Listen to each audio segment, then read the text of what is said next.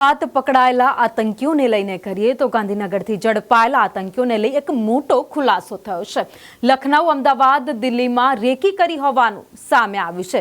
ત્રણેય આતંકીઓ જેણે રેકી કરી હતી અલગ અલગ વિસ્તારોમાં, તો ગાંધીનગરથી ઝડપાયેલા આતંકીઓને લઈ મોટો ખુલાસો। લખનઉ, અમદાવાદ, દિલ્હીમાં તેઓએ રેકી કરી હતી અને બે આતંકી કાશ્મીર પણ ગયા હોવાનું સામે આવ્યું છે।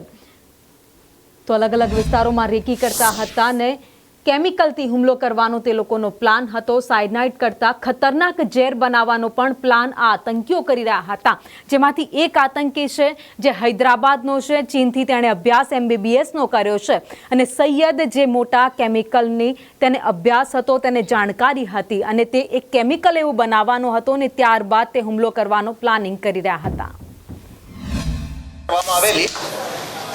इंट्रोगेशन में सौथी पहला आ पूछपरछ करवामां आवेलो कि भाई एनो शुं इतिहास है।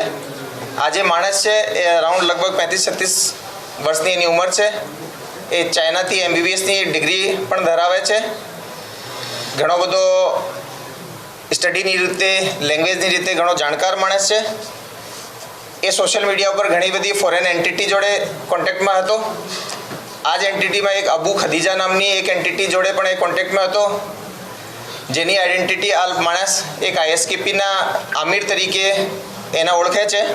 આ લોકોથી જ્યારે પૂછપરછ કરી ત્યારે જાણવા મળેલ કે આ લોકો ઘણા રેડિકલ છે, મૂળતઃ હાફિઝ છે, ભણેલા છે અને એ લોકો દ્વારા પણ દેશના ઘણા બધા હિસ્સાઓમાં, જેમાં લખનઉ, દિલ્હી, અમદાવાદ વગેરે સામેલ છે, એમાં સેન્સિટિવ પ્લેસીસની થોડી રેકી કરેલી છે, ભીડભાડવાળી જગ્યાઓની રેકી કરેલી છે।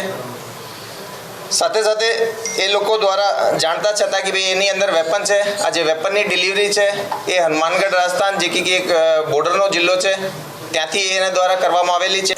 એ પરત એના જણાવ્યા મુજબ એ પરત હૈદરાબાદ જ જવાનો હતો અને જે રીતે આ રાઇઝિન નામનો જે પોટેન્ટ ઝેર બનાવી રહ્યો છે, જેની કે બહુ નાની ક્વોન્ટિટી પણ બહુ વધારે લોકો માટે સફિશિયન્ટ હોય એને ડેડલી મારવા માટે।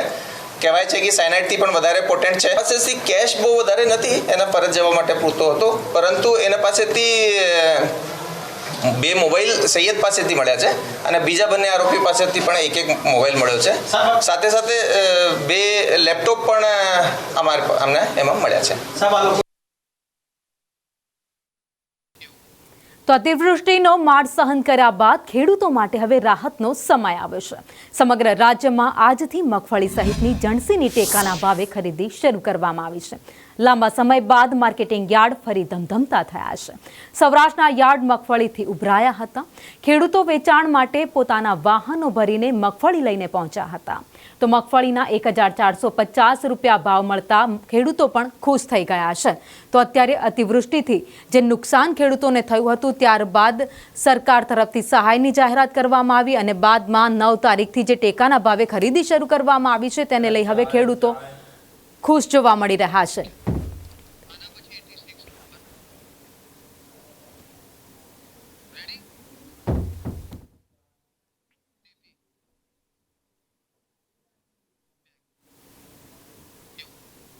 તો અરવલ્લી જિલ્લામાં ટેકાના ભાવે મગફળીની ખરીદીની શરૂઆત થઈ ગઈ હતી।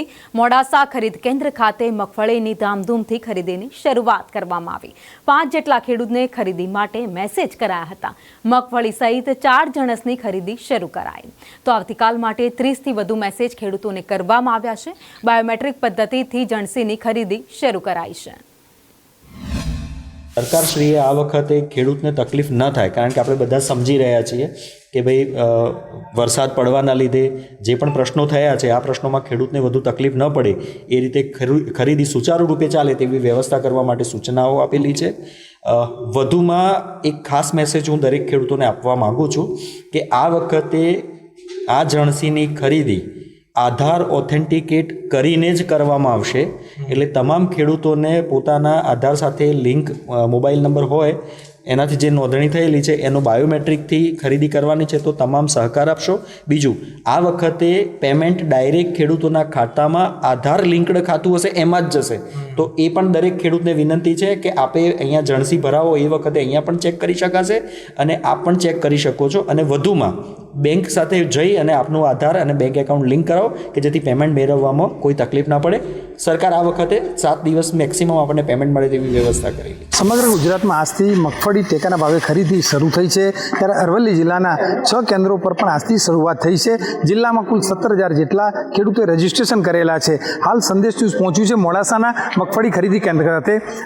મોડાસામાં કુલ 5 ખેડૂતોને મેસેજ કરવામાં આવ્યા હતા, જેમાંથી એક ખેડૂત પોતાનું ટ્રેક્ટર લઈ અને જે કંઈ મગફળીની ઉપજ મળી છે એ ટેકાના ભાવે ખરીદ કરવા માટે અહીંયા લઈને આવ્યા છે. ત્યારે તંત્ર દ્વારા પણ ખરીદીને લઈ સંપૂર્ણ તૈયારીઓ કરી દેવામાં આવી છે અને જે નીતિ નિયમો બનાવ્યા છે એ નિયમો મુજબ જ ખરીદીની શરૂઆત થઈ છે.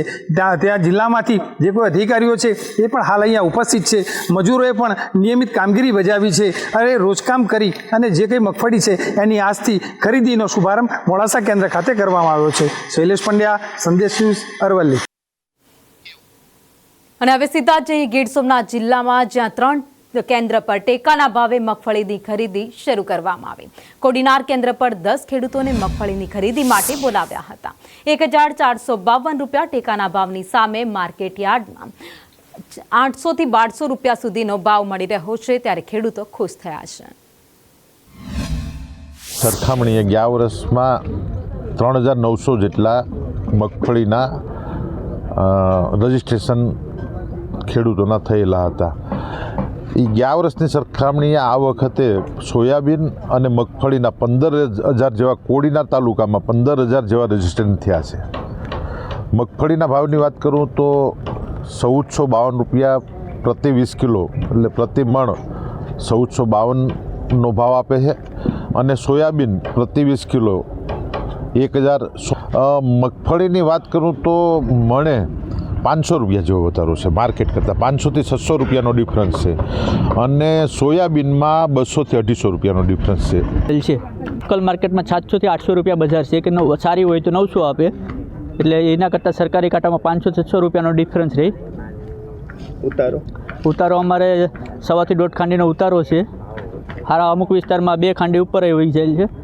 બજાર ભાવ કરતાં તમને કેટલા ખાંડિયા વધારે મળે છે? બજાર ભાવ કરતાં ખાંડિયા 8 થી 9 હજારનો ફાયદો છે સરકારી ભાવમાં, પણ તોય આ ભાવમાં ખેડૂતને પોસાય એમ મગફળી નથી. કારણ કે ખેડૂતને 2,000 ઉપર ભાવ આપે ને તોય આ મગફળી પોસાય એમ નથી આ ઓળના વર્ષ 2025ના વર્ષમાં. કારણ કે આમાં મજૂરી ખર્ચો પણ ખેડૂતને વધારે લાગેલો છે, ઉપરથી વરસાદની નુકસાની. અમે નવરાત્રી પહેલાં પડી તો એના માવઠા ચાલુ છે, તો વરસાદ ચાલુ છે, ચાલુ વરસાદે અમારે મગફળીનો પાક. એટલે ખેડૂતને એ અપેક્ષા છે કે વધારેમાં વધારે 12 થી 15 ખાંડી એક ખાતા દીઠ માંડવી લે તો ખેડૂતની માંડવી 100% સરકાર ખરીદી કરે એવો આગ્રહ રાખે ખેડૂત. તો સુરેન્દ્રનગરમાં લકી ડ્રોની લાલચ આપી છેતરપિંડી આચરવામાં આવી છે. મૂળીના વેલાળા ગામે ટિકિટ ડ્રોના નામે છેતરપિંડી કરવામાં આવી છે.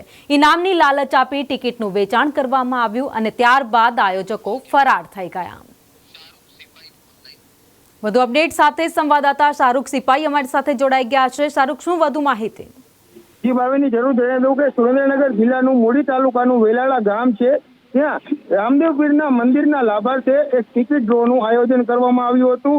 જેમાં જેટલે 400 રૂપિયાની એક ટિકિટ એમ 80,000 જેટલી ટિકિટનું એજન્ટો દ્વારા વેચાણ કરવામાં આવ્યું હતું. ડ્રો સમયે છેતરપિંડી આચર્યા હોવાનું ગ્રાહકો કહી રહ્યા છે, જેના વિડીયો પણ સામે આવ્યા છે. જ્યારે 5 નવેમ્બરે ડ્રો થયો હતો અને આયોજકે ચીટિંગ કરી અને લાગતા વળગતાને લાખો રૂપિયાના મોટા ઇનામો આપી દેતા ભાંડો ફૂટ્યો હતો. આ સમગ્ર મામલે હાલ તપાસ થઈ રહી છે. આભાર માહિતી માટે. તો સાબરકાંઠાથી પણ છેતરપિંડીનો કિસ્સો સામે આવ્યો છે. 1 કરોડથી વધુની છેતરપિંડીની ફરિયાદ નોંધાઈ છે. ધી બિગ બુલ ફેમિલી નામની પેઢી ખોલી છેતરપિંડી કરવામાં આવી. માસિક 4 થી 6% સુધી વ્યાજ આપવામાં આવતું હતું. પોન્જી સ્કીમમાં છેતરપિંડી કરનાર સંચાલકો હવે ભૂગર્ભમાં ઉતરી ગયા છે. વધુ અપડેટ લઈએ હિતેશ રાવલ પાસેથી. જી હિતેશ. જી ભાવિની, પોન્જી સ્કીમમાં જજ 6 જેટલા સંચાલકો સામે બી ડિવિઝન પોલીસ મથકે ફરિયાદ નોંધાઈ છે. રોકાણકારો, સંચાલકો સહિત એજન્ટો સામે કડક કાર્યવાહીની માંગ કરાઈ છે. જોકે પોન્જી સ્કીમમાં છેતરપિંડી આચરનારો સંચાલકો અત્યારે છેલ્લા કેટલાય સમયથી ભૂગર્ભમાં છે.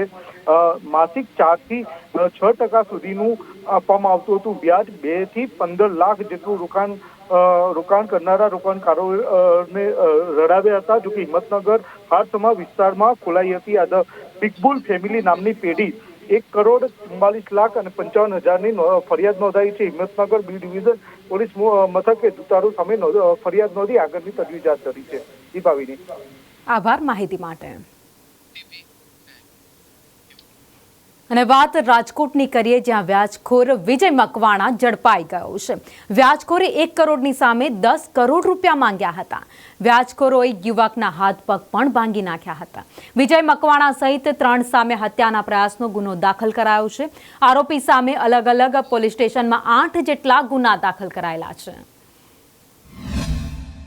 ફરિયાદી દિલીપભાઈ I-20 કાર લઈ તેની વીરડા વાજડીના જે ગેટ પાસે આવતા આ કામના 3 અજાણ્યા માણસો આ દિલીપભાઈની કારના કાચ ફોડી નાખેલ અને આ દિલીપભાઈને બહાર કાઢી અને મારતા કહેલ તે તારાભાઈ વિશાલે જે વિજયભાઈના પૈસા લઈ લીધા છે તે આપી દેજે એમ કરી તેઓને ગંભીર પ્રકારની ઈજા પહોંચાડેલી છે. મુખ્ય આરોપી વિજય નારાયણ મકવાણા રે રાજકોટ તથા બીજા 4 અજાણ્યા માણસો એમ ટોટલ 5 માણસોને આ ગુનાના કામે અટક કરવામાં આવેલા છે. વિજય નારાયણ મકવાણા છે તેના વિરુદ્ધ 8 FIR રજીસ્ટર થયેલી છે, જેમાં રાજકોટ, ધ્રોલ, આટકોટ, મારામારી, ધાળ, આમેક્સ વગેરે FIR રજીસ્ટર થયેલી છે. સમાચારમાં આગળ વાત કરીએ, રામાનંદાચાર્ય મહારાજે ડાકોરને લઈ દુઃખ વ્યક્ત કર્યું છે. યાત્રાધામ ડાકોરના વિકાસને લઈ તેમણે દુઃખ વ્યક્ત કર્યું અને કહ્યું કે ડાકોરનો યોગ્ય વિકાસ થવો જોઈતો હતો. ડાકોરમાં શા માટે હજુ સુધી વિકાસ નથી થયો? રાધાજી રાજના દર્શને આવ્યો છું તેવું પ્રતીત પણ ન થયું. प्रदेश सरकार ने यहाँ के विकास के, इस क्षेत्र के विकास के लिए क्यों नहीं अभी तक चिंतन कर रही है या किया है या किस कारण से नहीं किया है? मैं उनसे आग्रह करूंगा कि जैसा नाम राजा रणछोड़ राय जी का है तो ये राजा की नगरी प्रतीत होना चाहिए. તો રાજ્યમાં બ્રહ્મ સમાજની અવગણનાનો મુદ્દો વધુને વધુ ગરમાઈ રહ્યો છે. સોમનાથ બ્રહ્મપુરીમાં ભૂદેવોની મહત્વપૂર્ણ બેઠક મળી હતી. રાજકોટમાં 7 ડિસેમ્બરે બ્રહ્મ સમાજનું મહાસંમેલન યોજાવાનું છે. બ્રહ્મ સમાજના આગેવાનોએ ભાજપ પર આકરા આક્ષેપ કર્યા છે. ભાજપમાં ભૂદેવોને સાઇડલાઇન કરવામાં આવી રહ્યા હોવાની વાત કરવામાં આવી. સોમનાથ ખાતે ગીર સોમનાથ જિલ્લાના અમારા સૌરાષ્ટ્ર કચ્છના અને સોમપુરા બ્રાહ્મણોને દરેક તળગોળના બ્રાહ્મણોની અહીં મિટિંગનું આયોજન હતું. આગામી અમારું જે 7 ડિસેમ્બરે રાજકોટ ખાતે જે મહાસંમેલન થવા જઈ રહ્યું છે એના આમંત્રણના ભાગ સ્વરૂપે આજે અમારો સોમનાથ જિલ્લાનો પ્રવાસ હતો અને આપ જોઈ શકો છો ખૂબ બહોળી સંખ્યામાં અમારા સમાજના જે આગેવાનો છે એમણે ખૂબ સારો પ્રતિભાવ આપ્યો છે અને આગામી જે કાર્યક્રમ છે 7 ડિસેમ્બરનો એમાં હજારોની સંખ્યામાં બ્રાહ્મણ પરિવારો હાજરી આપશે. અને હવે વાત રાજ્યના વાતાવરણને લઈને કરીએ તો ઠંડીના ચમકારા વચ્ચે વાતાવરણમાં હવે પલટાની આગાહી કરાઈ છે. હવામાન નિષ્ણાંત અંબાલાલ પટેલે આગાહી કરી છે. 15 નવેમ્બર બાદ વાતાવરણમાં પલટો આવી શકે. 18 નવેમ્બર બાદ રાજ્યમાં વરસાદની શક્યતાઓ પણ વ્યક્ત કરી. રાજ્યમાં હવે ઠંડીના ચમકારાની શરૂઆત થઈ ચૂકી છે. મોટાભાગના જિલ્લાઓની અંદર તાપમાનનો પારો ગગડી રહ્યો છે. ત્યારે આવનારા દિવસોની અંદર ઠંડીનો ચમકારો કેવો રહેશે? હવામાન નિષ્ણાંત છે અંબાલાલ પટેલ, તેમની પાસે જાણીશું. હવે આગામી સપ્તાહમાં જોવા જઈએ તો ધીરે ધીરે ઠંડીનું પ્રમાણ વધતું જશે.